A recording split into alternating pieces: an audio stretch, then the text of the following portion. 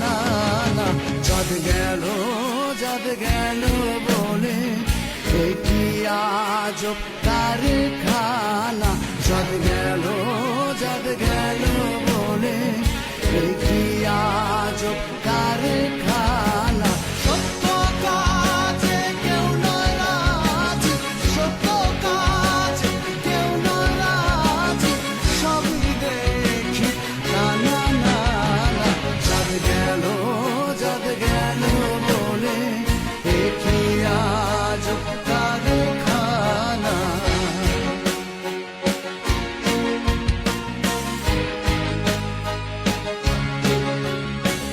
আসবার